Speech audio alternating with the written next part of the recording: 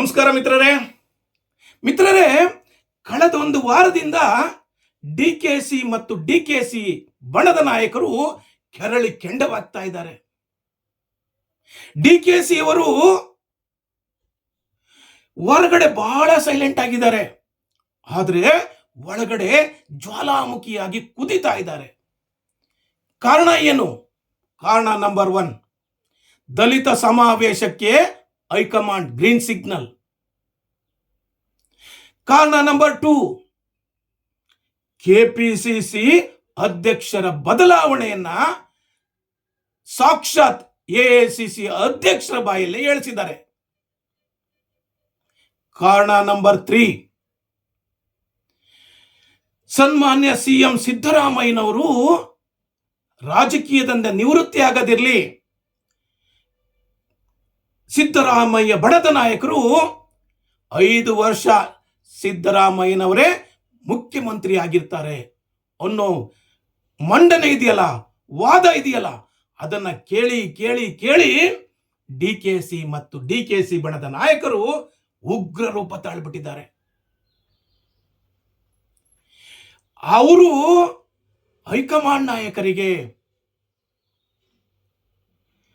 ಒಕ್ಕಲಿಗರ ನಿಯೋಗ ಹೋಗುವುದರ ಮೂಲಕ, ಡಿಕೆಸಿ ಬಣದ ನಿಯೋಗ ಹೋಗುವುದರ ಮೂಲಕ ಸರಿಯಾದ ಉತ್ತರವನ್ನೇ ಕೊಟ್ಟಿದ್ದಾರೆ. ಹೈಕಮಾಂಡೇ ಆ ಉತ್ತರವನ್ನ ಕೇಳಿ ತತ್ತರಿಸೋಗ್ಬಿಟ್ಟಿದೆ, ಗಲಿಬಿಲಿ ಆಗ್ಬಿಟ್ಟಿದೆ. ಸನ್ಮಾನ್ಯ ಎಐಸಿಸಿ ಅಧ್ಯಕ್ಷರಾದಂತಹ ಮಲ್ಲಿಕಾರ್ಜುನ ಸಾಹೇಬ್ರಿಗೆ ಬುಡಕ್ಕೇನೆ ಡಿಕೆಸಿ ಬಣ ಡೈನಮೆಂಟ್ ಇಟ್ಬಿಟ್ಟಿದೆ, ಬಿಸ್ನೀರ್ ಚೆಲ್ತಾ ಇದೆ.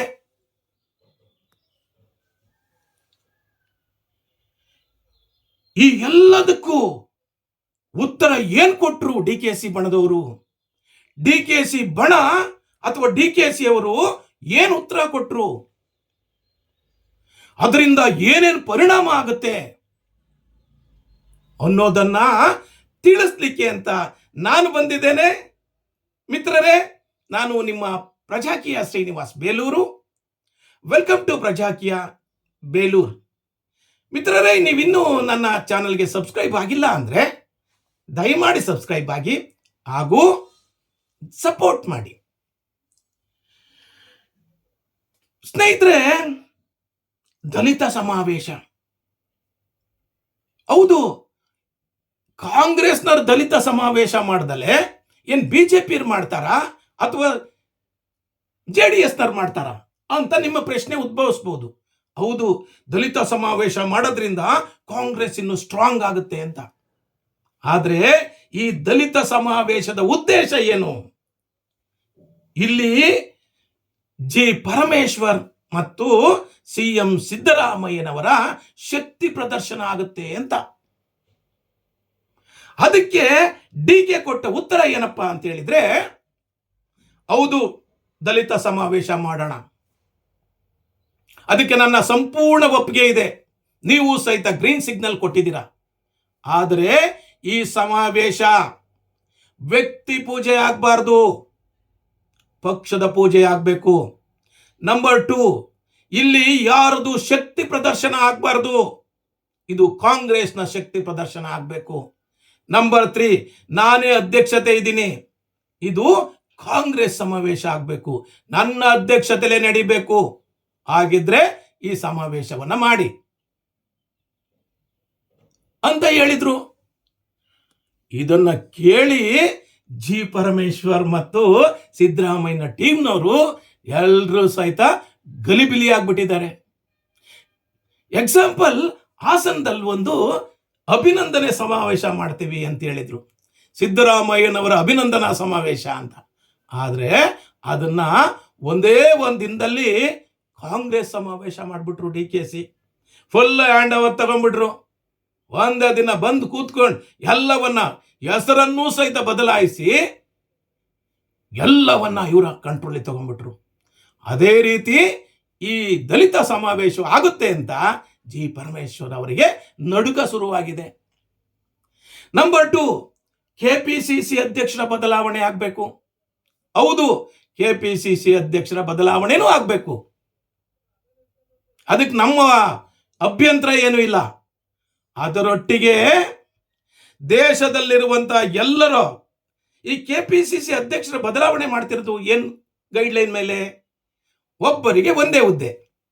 ಇದನ್ನ ಸತೀಶ್ ಜಾರಕಿಹೊಳಿ ಮತ್ತು ಕೆ.ಎನ್. ರಾಜಣ್ಣನವರು ಪ್ರತಿ ಸಾರಿನೂ ಹೇಳ್ತಾ ಇದ್ದಾರೆ. ಡೆಲ್ಲಿನಲ್ಲಿ ಹೋಗಿ ಬೀಡಿ ಬಿಟ್ಬಿಟ್ಟಿದ್ದಾರೆ, ಹೈಕಮಾಂಡ್ಗೆ ಮನವರಿಕೆ ಮಾಡಿಕೊಟ್ಬಿಟ್ಟಿದ್ದಾರೆ.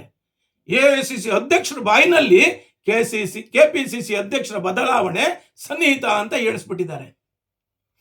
ಇದನ್ನ ಕೇಳಿದಂತ ಡಿಕೆಸಿ ಬಣದ ನಾಯಕರು ಹೌದು ಬದಲಾವಣೆ ಆಗ್ಲಿ, ಏನ್ ಸಮಸ್ಯೆ ಇಲ್ಲ, ಅದೇ ರೀತಿ ದೇಶದಲ್ಲಿರುವಂತಹ ಎಲ್ಲರ ಪೊಸಿಷನ್ ಬದಲಾವಣೆ ಆಗಲಿ.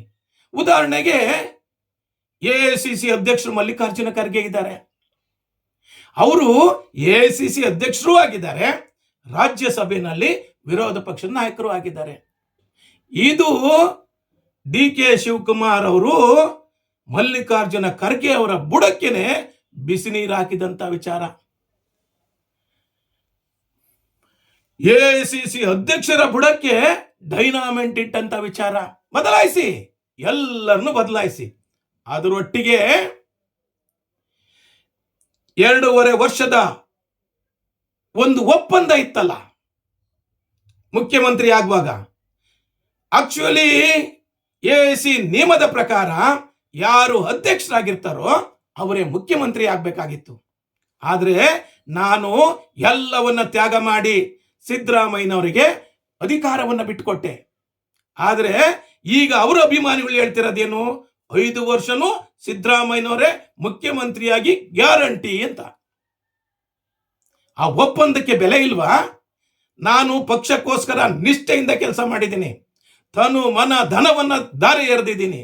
ನನ್ನ ಸಂಸಾರಕ್ಕೂ ಕೊಡದಂತ ಸಮಯವನ್ನ ಎಲ್ಲ ಸಮಯವನ್ನ ನನ್ನ ದುಡಿಮೆಗೆ ಕೊಡಬೇಕಾದ ಸಮಯವನ್ನು ಸಹಿತ ಪಕ್ಷಕ್ಕೆ ಕೊಟ್ಟಿದ್ದೀನಿ. ಈ ಪಕ್ಷದ ಉದ್ದೇಶದಿಂದಲೇ ಪಕ್ಷವನ್ನು ಉಳಿಸ್ಲಿಕ್ಕೋಸ್ಕರ ಜೈಲಿಗೆ ಹೋಗಿ ಬಂದಿದ್ದೀನಿ. ನನ್ನಂತವರಿಗೆ ನೀವು ಸರಿಯಾದ ನ್ಯಾಯ ಕೊಡಿಸ್ಬೇಕು, ಡಿ.ಕೆ. ಶಿವಕುಮಾರ್ ಅವರಿಗೆ ನ್ಯಾಯ ಸಿಗಬೇಕು ಅಂತ ಅವರ ಅಭಿಮಾನಿ ಬಳಗ ಡಿಕೆಸಿ ಬಣದವರು ಒಕ್ಕಲಿಗರ ಟ್ರಂಪ್ ಕಾರ್ಡ್ ಅನ್ನ ಉಪಯೋಗಿಸ್ತಾ ಇದ್ದಾರೆ. ಒಕ್ಕಲಿಗರಿಗೆ ಅನ್ಯಾಯ ಮಾಡ್ತಾ ಇದ್ದೀರಾ ನೀವು ಅಂತ ಸೋನಿಯಾ ಮೇಡಮ್, ಪ್ರಿಯಾಂಕಾ ಗಾಂಧಿ, ರಾಹುಲ್ ಗಾಂಧಿ ಇವರೆಲ್ಲರಿಗೂ ಸಹಿತ ಎಐಸಿಸಿ ಕಾರ್ಯದರ್ಶಿಗಳಿಗೂ ಸಹಿತ ಮನವರಿಕೆ ಮಾಡಿಕೊಡ್ತಾ ಇದ್ದಾರೆ. ಈ ವಿಚಾರವನ್ನ ಕೇಳಿದ ಹೈಕಮಾಂಡ್ ಗಲಿಬಿಲಿಯಾಗ್ಬಿಟ್ಟಿದೆ. ನೀವು ಸರಿಯಾದ ನ್ಯಾಯ ಕೊಡ್ಲಿಲ್ಲ ಅಂದ್ರೆ ನಮ್ಮ ದಾರಿ ನಮಗೆ ಅನ್ನೋ ರೀತಿಯಲ್ಲಿ ನೇರ ಮಾತು ಆಡಿದ್ದಾರೆ. ಒಕ್ಕಲಿಗರ ನಾಯಕರ ಒಕ್ಕೂಟನೇ ಹಾಗೂ ಡಿಕೆಸಿ ಬಣದ ನಾಯಕರು ಈಗ ಡೆಲ್ಲಿನಲ್ಲಿ ಬೀಡು ಬಿಟ್ಟು ಎಲ್ಲರಿಗೂ ಮನವರಿಕೆ ಮಾಡಿಕೊಡ್ತಾ ಇದ್ದಾರೆ. ಹೊರಗಡೆ ಡಿಕೆಸಿ ಸೈಲೆಂಟ್ ಆಗಿದ್ದಾರೆ, ಆದ್ರೆ ಒಳಗಡೆ ಫುಲ್ ವೈಲೆಂಟ್ ಆಗ್ಬಿಟ್ಟಿದ್ದಾರೆ. ಇದು ನನ್ನ ಇವತ್ತಿನ ವಿಚಾರ. ಈ ಹೈಕಮಾಂಡ್ಗೆ ಸರಿಯಾಗಿ ಉತ್ತರ ಕೊಟ್ಟಂತ ಡಿಕೆಸಿ, ಹೈಕಮಾಂಡ್ ಉತ್ತರ ಕೇಳಿ ಹೈಕಮಾಂಡೇ ತತ್ತರ. ಮಲ್ಲಿಕಾರ್ಜುನ ಖರ್ಗೆ ಅವರ ಬುಡಕ್ಕೆ ಬಿಸಿ ನೀರು. ಇದು ನನ್ನ ಇವತ್ತಿನ ವಿಚಾರ. ಈ ವಿಚಾರ ನಿಮಗೆ ಇಷ್ಟ ಆದ್ರೆ ಲೈಕ್ ಮಾಡಿ ಹಾಗೂ ದಯಮಾಡಿ ನನ್ನ ಚಾನೆಲ್ಗೆ ಸಬ್ಸ್ಕ್ರೈಬ್ ಆಗಿ. ಈ ವಿಚಾರವನ್ನ ನಿಮ್ಮ ಸ್ನೇಹಿತರಿಗೂ ಶೇರ್ ಮಾಡಿ. ನನ್ನ ಈ ವಿಡಿಯೋ ನೋಡಿದ್ದಕ್ಕೆ ನಿಮಗೆಲ್ಲರಿಗೂ ಶರಣಾರ್ಥಿ. Thank you very much.